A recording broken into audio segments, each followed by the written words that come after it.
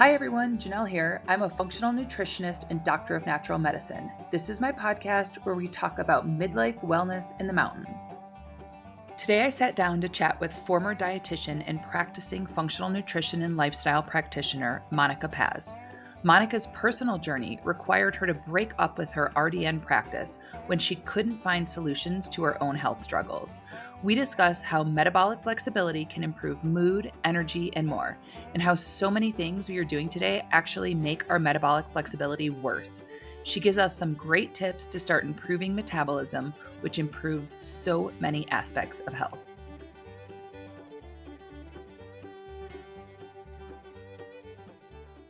Welcome, everybody, and welcome, Monica. I am super happy to have you here. And we've been colleagues for, I think, somewhere around 6 years or so in the functional nutrition world. And I really appreciate the way you approach nutrition and your practice in such a calm and nurturing way. You're brilliant in all that you've studied and researched, but you have this loving and gentle vibe, and it's so unique. So thank you for that, and thank you for being here. Oh, Janelle, thank you so much. I admire you greatly. I just love what you do with all these women, and I'm always paying attention to the things that you post and how you encourage your people. So we're in the same boat. Oh, Thank you. Thank. Today, we're here to discuss metabolic flexibility. But before we go there, you're a trained dietitian, but Yes. you shifted to functional nutrition in the last 10 years or so. Can you just share briefly about that transition and kind of why you went there, that route? Yes.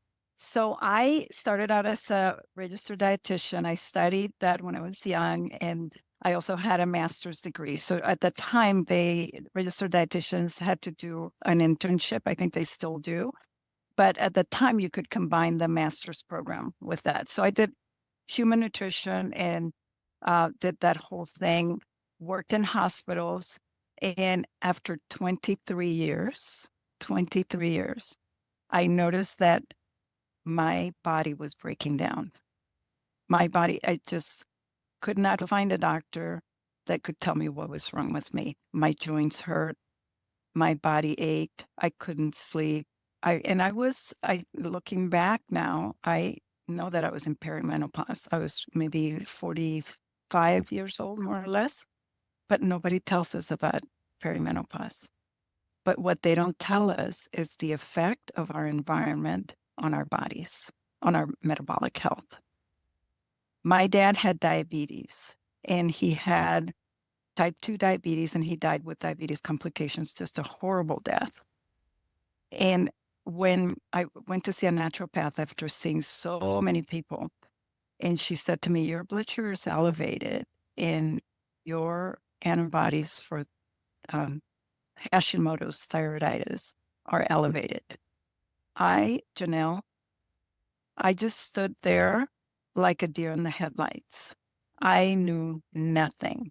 I did not know what to do with the information I had. As a dietitian, I started going in my files in my brain. Okay, I'm a dietitian. I have a master's. I know how to do this. I did not know what to do. And now I know why. Because in the conventional model, the dietetics profession goes by these rules, these frameworks, or these lists. You would give patients all of these instruction materials. When I look at those instruction materials, I remember they were all from the Dairy Council and the Beef Board and the Meat Board. It was all the food pyramid. That had no value. When I decided that I was going to quit my job and I was going to go back into nutrition, I was talking to my naturopath, and she said, we're going to hire a dietitian in about a year. And I thought, oh, great, a year will give me time to just come up to speed, get my license updated, all this. I could not relearn what I wanted to unlearn. When I started looking at all of that information from the Dietetic Association, now the Academy of Dietetics and Nutrition, It's like a veil was lifted from my eyes, and I saw the truth. I saw that these people belonged with the food industry, that belonged with the pharmaceutical industry, that there was something else pulling at the strings of the profession, and that we as dietitians were trained to follow a pattern that was not healing. And that pattern I discovered for myself did not help me at all. So I had a lot to learn. I had to a lot to unlearn. So I couldn't in any way, shape, or form take that exam again or say, yes, count me in. I'm going to be a dietitian again, put my RD after my name. I did not want that because I had found through functional nutrition, I started studying under Andrea Nakayama. I was fascinated by the question, why? Why is my body feeling this way? Why is my blood sugar elevated?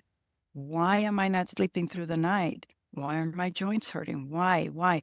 Once I started going down that rabbit hole, I found that connection of, all the body systems with each other and how we're all connected.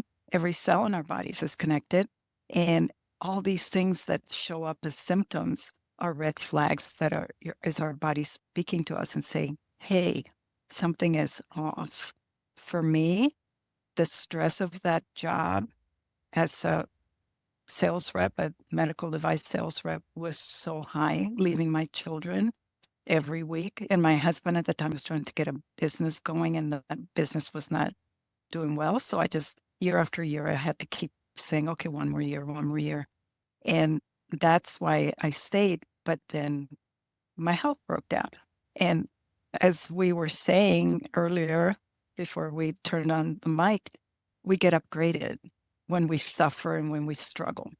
And I felt like I was being rebirthed. At the time I was completely broken, didn't know what to do. And I found my way out. And I thought, I cannot keep this to myself. I have got to share this with the world. And no one can keep me down because this is something from within. It's just who I am. I have to share this with everyone I know, that there is a way out for every single person. Yeah, it's so profound when providers have their own story of finding a bump in the road, things weren't working, and then you just were forced to go look for something else that did. I think it's so interesting that you did also have that experience. And what I really love that you said, and that resonates with me, is that functionally we think about the person more. You're focusing on why that unique person is having these experiences. And it seems like that's one of the really big differences in your dietitian mode versus the functional nutrition mode. Is that correct? Like you go from like the protocols and the lists to more like why were you, Monica, at this unique moment in time experiencing this, and what could you do? What was driving it? Absolutely, because I felt like I had all the knowledge, but I couldn't see how that was going to help me.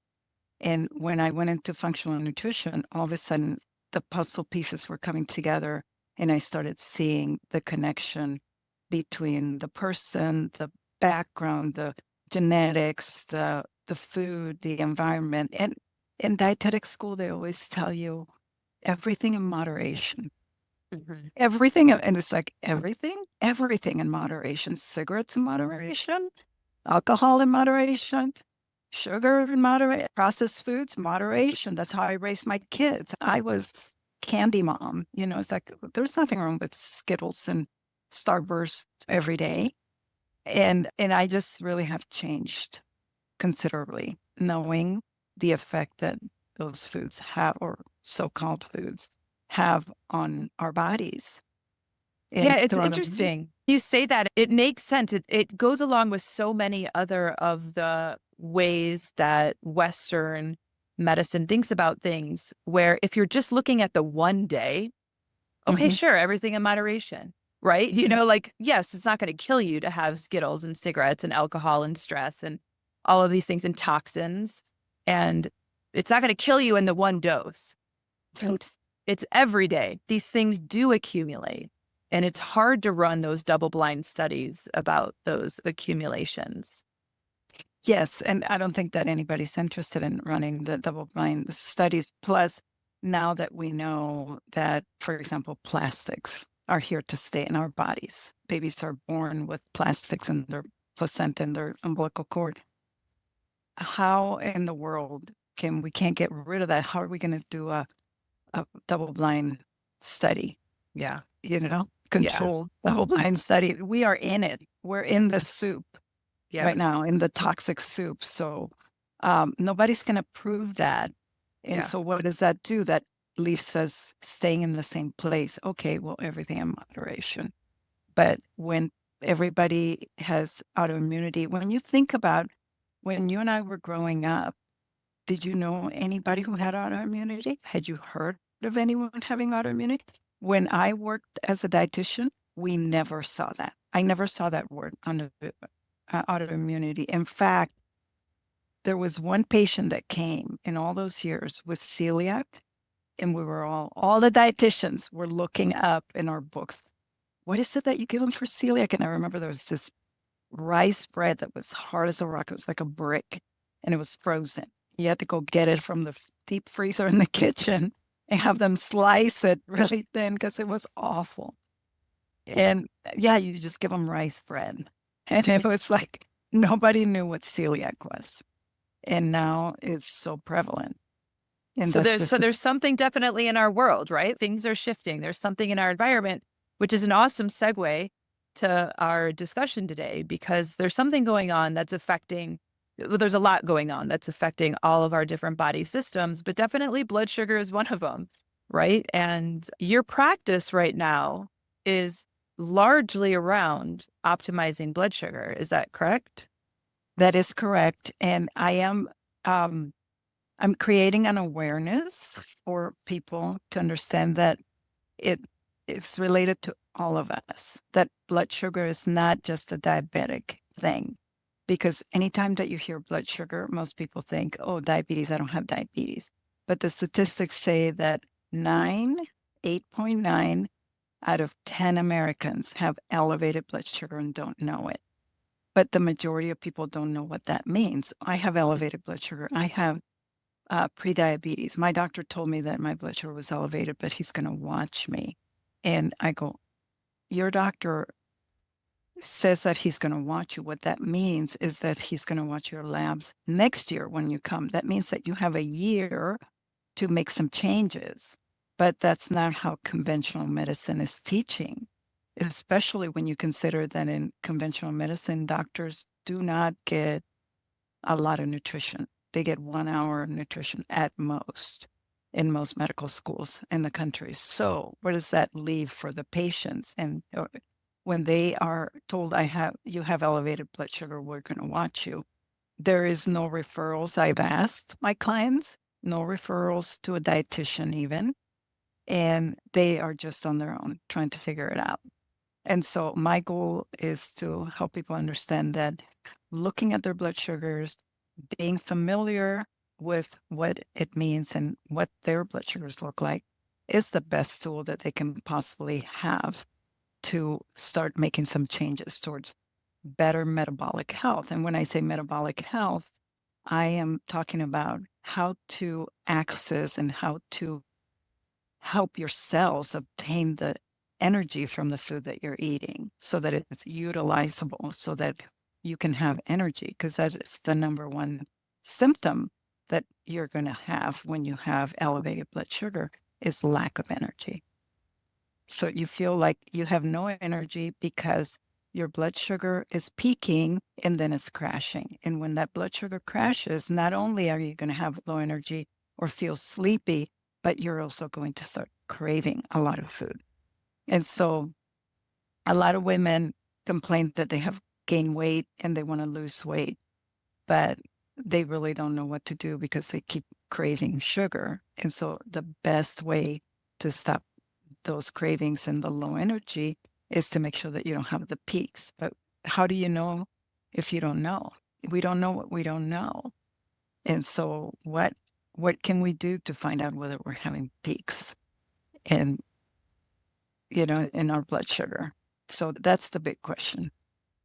I love that. We don't know what we don't know. And I think that is a brilliant quote for this discussion because, as you pointed out, sometimes if our blood sugar is off, our A1C or our fasting glucose, or maybe our insulin, but probably not because that doesn't usually get tested, then our physicians can say, wait, and we'll check. But then there's also that whole, and this is mostly the people I work with, that whole group of people who it's not even that dysregulated on an A1C level where it would flag a doctor yet.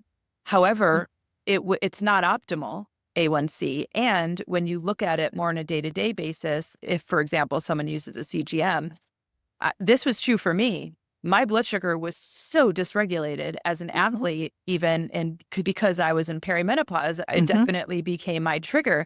And so I even think it's more, especially when we're talking midlife women here, even if it's not flagged by your doctor yet, there's this spectrum even before that where it can be dysregulated and you can have those symptoms that you spoke about that can be debilitating and no one gets it. Like you said, we think it's diabetes.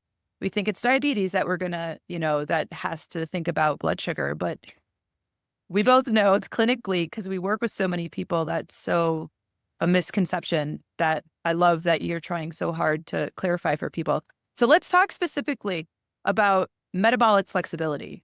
What the heck is metabolic flexibility and why would we want to be metabolically flexible? So we both talked about what happened to us during perimenopause. So your doctor tells you you have elevated blood sugar and you go, what do I do? Okay, what did I do?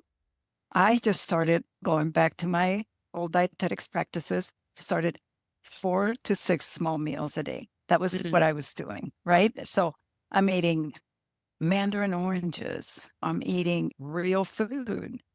But my blood sugar was like this. And then what happens when your blood sugar goes up is that it creates this cortisol reaction. Because when your blood sugar drops, the first thing that happens is cortisol gets alerted and goes to the liver. Okay, we got to get some of that storage, or is that stored glucose out of the liver and the muscles and start producing it. Well, that creates this alertness, this anxiety, right? So then you get into this feedback loop where your blood sugar goes up, it comes down, you get cortisol activation, you get anxious, you produce more blood sugar, it goes up again. You're eating 4 to 6 small meals a day. You're eating granolas. That was the thing, granolas or protein bars or whatever. And all these things have all these carbs that you think, okay, the feeling of having anxiety is like a low blood sugar feeling. So you get confused. But when you're providing the right kind of substrate, the right amount of protein for you, the right amount of fat for you, the right amount of fiber, then you will notice that you can go longer without eating. And it's not this emotional roller coaster because it affects not only your emotions, your physical health, your sleep, and how you handle stress, your resilience. So many great points in there. And to summarize that, would you say that when we are metabolically flexible, because we don't have those big swings, we're not snacking all the time. So when we are metabolically flexible, our body effortlessly switches from sugar burning to fat burning so that we can just like cruise. Exactly. And being metabolically flexible means that your body can automatically adjust, effortlessly adjust to whether you're driving for a long period of time and trying to stay awake, or running, or hiking, or having to go longer than expected without eating, that you're able to go without eating and know that you're well nourished, feel balanced, sleep well. There's so many things you just said, like it affects our mood, it affects our sleep, it affects fatigue, it affects our hormones. It really does affect just about everything. Everything. So I love this analogy. I actually just thought of this last week for the first time, but I love it. So I don't know if you bike, Monica, but I love mountain biking, and you have these different gears. Uh-huh. And so when you're going uphill, you can go into a higher gear and you spin, but you don't want to be doing that all the time. And so when you're going more flat or even downhill, if we're not metabolically flexible, we just get caught in that spin when we're just burning sugar and not we're going working anywhere. harder. We're not going anywhere. It's exhausting. And when we're metabolically flexible, we can shift that gear into a low gear and just start cruising and being super efficient. We all want to be metabolically flexible. It's really like a superpower. Yes. And then just like you said, super efficient. Yeah, because we all want more energy.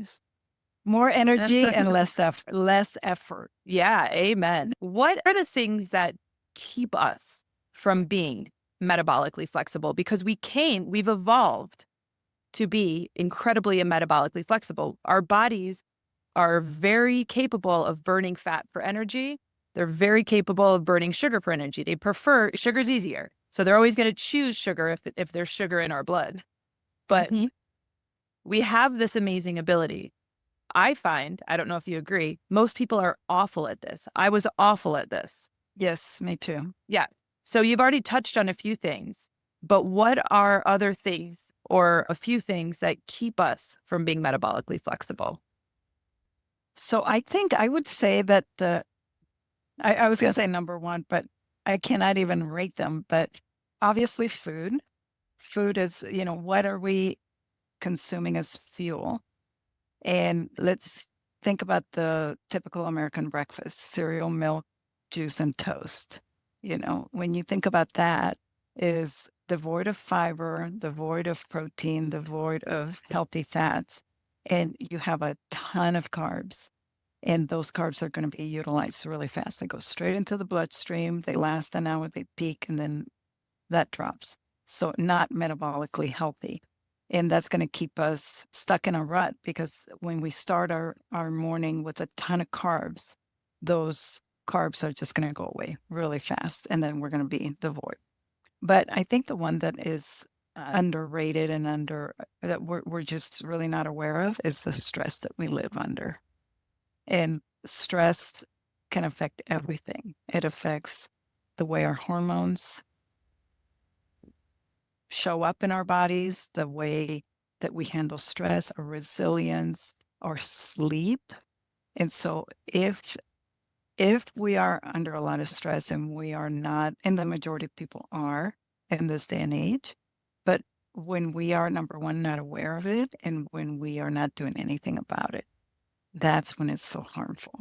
Because let's say that you're you're in a season of stress, and you know that you're feeling stressed out, you're feeling anxious, you're feeling depressed, it's affecting your sleep.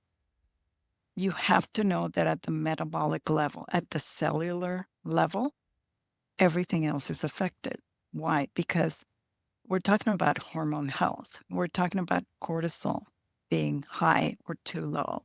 And if your cortisol is out of whack, if it's completely erratic, then everything else is going to be erratic, because a hormone is a communicator in the cell. So one hormone talks to the other and sends a message. If that message is of stress and anxiety, if you're feeling like you're under attack, if you're feeling like you need to run to get away from something, that is going to affect your blood sugar, which in turn is going to feed back into that cortisol production.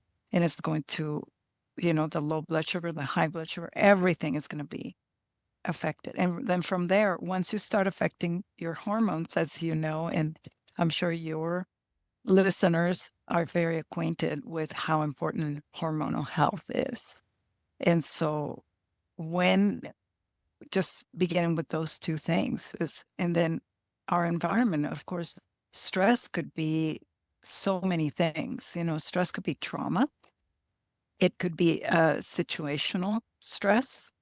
It could be a season in your life. It could be your health. You're going through a difficult diagnosis or are battling a condition of some some kind.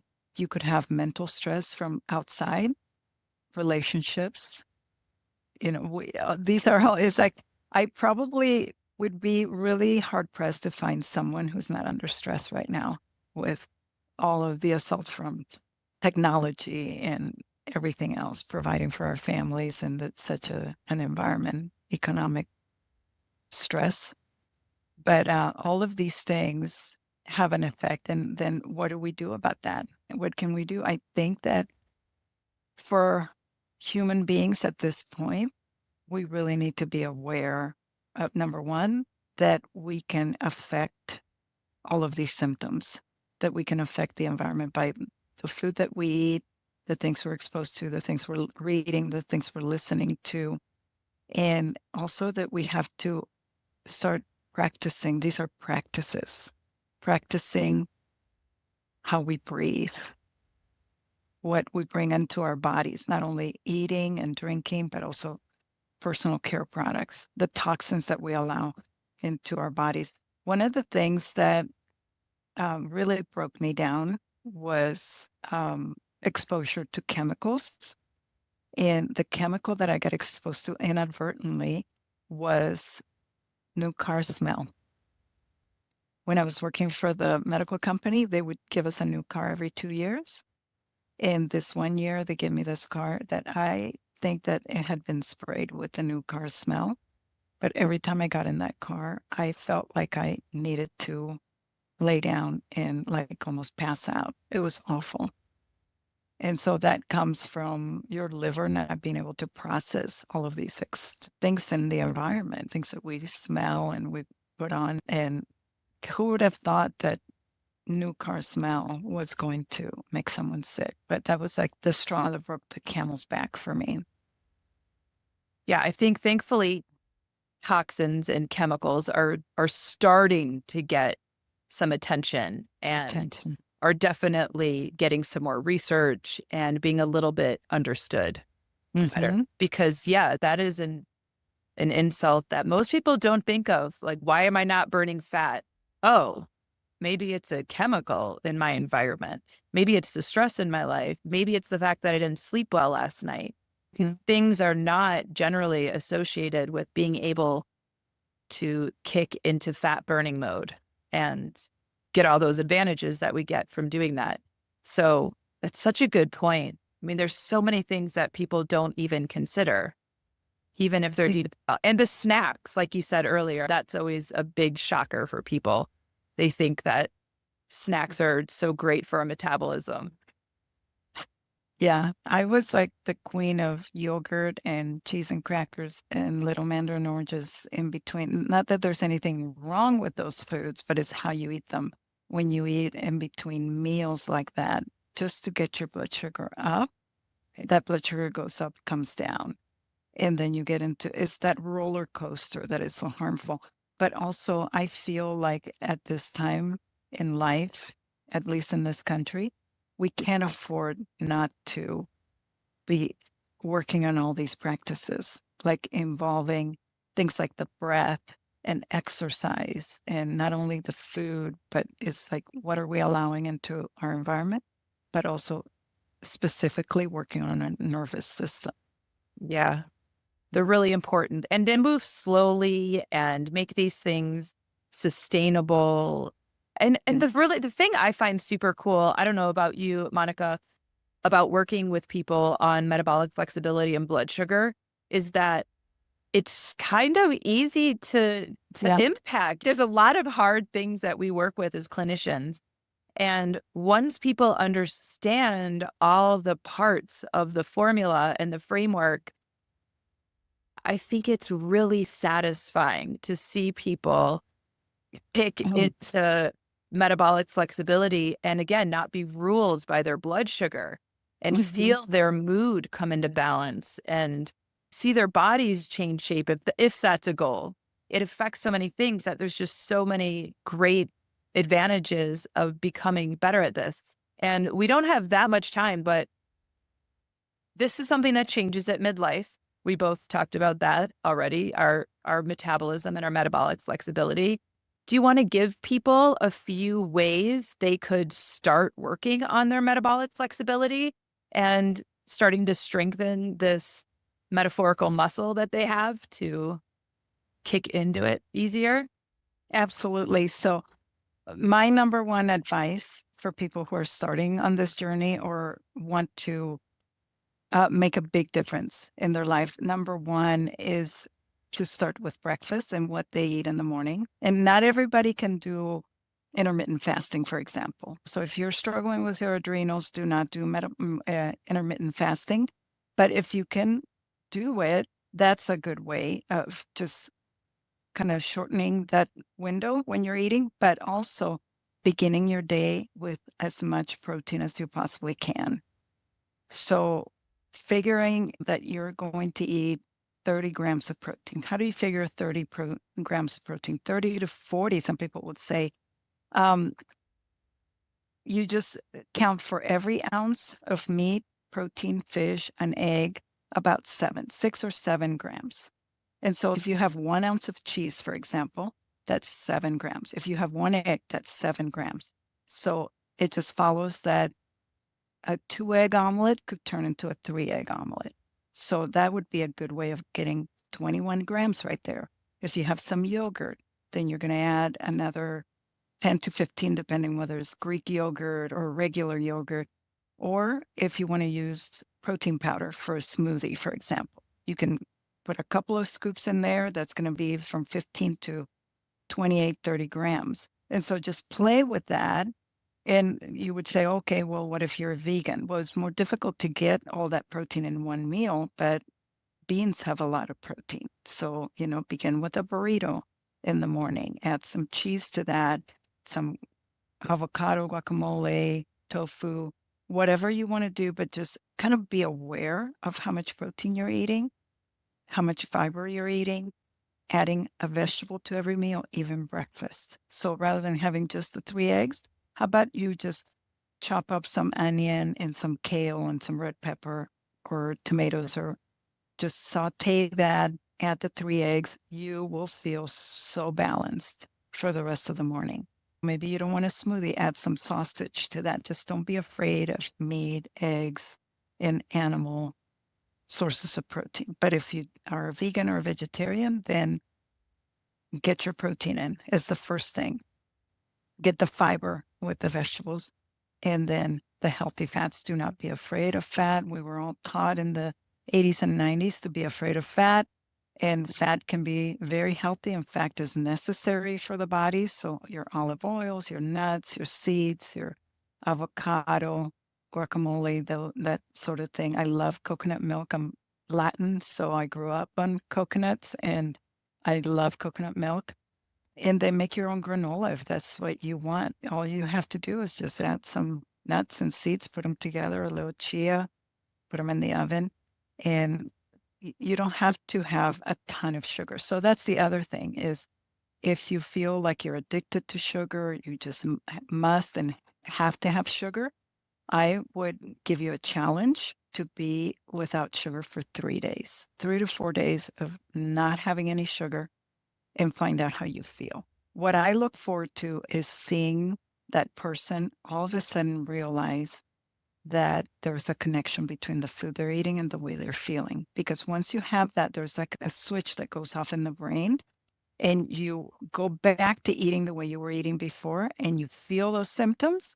That's it. That's all you need. Because when your brain can see that milk, cereal, toast, breakfast versus that 3-egg omelet breakfast, and you can tell the difference, and you go, oh, I don't want to feel that way. I want to feel this new way. And start paying attention to all of these symptoms and the benefits and that's just breakfast. Just begin with breakfast just focus on breakfast for 10 days and see how your day goes, is the rest of the day. And I would definitely recommend some form of exercise, which I know your ladies are doing, in addition to some kind of a breath practice. And I love heart math. If you haven't done heart math before, heartmath.com, experience. is going to give you a free course, and that free course is going to help you understand the coherence, and that's the synchronization between your heart beating, your breath, and your physiology. And that's this groundbreaking stuff for handling stress. Yeah, I love heart math. I really have shifted more towards it in the last few years because it's so effective with not very much time. Exactly. It's crazy. So I try to do it between meetings. It could take 3 minutes. And there's so much data and research on it and how effective it is. And again, it's that connection of cortisol to blood sugar. So I think that's a really important and really great tip to give people. And I love something else that you said, Monica. You kept saying several times in a few different ways that you have to try something new before you understand how it impacts you. So if you keep doing what you're doing and you don't switch it up, you might never know how your mood is impacted by the foods you eat or the timing of your meals. And so when you do these challenges, like you gave everyone a 3-day no sugar challenge and then a 10-day eat enough protein and a savory breakfast in the morning challenge, just like curiosity, be curious, change things up, and then go back to how it was and see how you feel. And I really think that's really a good tip, is to challenge what you're doing and see what happens. Become a detective. Exactly. Yeah. And that's what we all, that's how we find out exactly what our bodies are asking us for. Yeah. And it can be an up and down journey, because if you're going to take sugar away, it might feel awful a little bit. And break up with it. Yes. And it's so worth it. So worth it. So liberating and worth it. Yeah. And that's really, again, how I feel just about metabolic flexibility in general. Is it's so liberating. It's so liberating to be able to, not depend on, oh my gosh, I got to go eat, I'm hangry. And to get that ups and downs and just kick it into a low gear and coast and know on what to eat also for a snack. So I mentioned the granolas and all that. What do I eat for a snack now? I always carry a little jar of nuts, a little small mason jar of nuts I put in my car. And then I have these beef sticks, like a 1 ounce. And so if I, for some reason, it's 4:00 and I haven't had lunch because I had to do something that got in the way, I always have this mini lunch, 1 ounce of beef and a handful of nuts in my water. That will get me through a couple hours. Longer than that, because my blood sugar is not going to dip. When I eat that, I know it's going to last me a couple hours, but I can go farther because I don't really need to fear that low blood sugar reaction. Yeah, that's a great tangible snack. I really love, if I'm at home and if I've noticed, I might have a crash here or something, to divert it, I'll grab like a flaxseed cracker and maybe put on some avocado and a piece of salmon, maybe a couple pieces of arugula or something. And same, it's off the roller coaster. Yes. Or what I used to do is crave an alcohol. Oh, I need a beer at 4 p.m. or something. And I found out when I got off my blood sugar roller coaster, drinking less was so much easier too. So anyway, there's a whole nother advantage. Yes, absolutely. It's just like being in control. Your body is not in control of you. You're in control of it. That's a powerful way to end. I really like that idea. That's a powerful concept that I think a lot of people would appreciate feeling. So Monica, if people want to find you, how can they find you? So I am on social media, Instagram at monica.paz, P-A-Z, .nourished, and that's with an ED. And then my website is nourished, FN as in, or functional nutrition, either one, .com, nourishfunctionalnutrition.com. And you have such great information over there. I love your Instagram. So everyone follow Monica. Okay. She's brilliant. And thank you so much for joining me today and sharing your time and wisdom. I appreciate it. Oh, thank you so much for having me, Janelle. It's a pleasure. Thanks.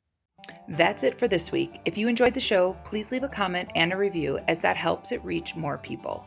You can find me and the courses I teach, the Midlife Hormone Club and the Energy Club, online at Mountain Rebalance. I help midlife women understand their body and age better. If that sounds like you, please join my newsletter. And if there's a topic you'd like me to cover here or an expert you want me to have on, let me know. In the meantime, keep playing, and here's to aging our best.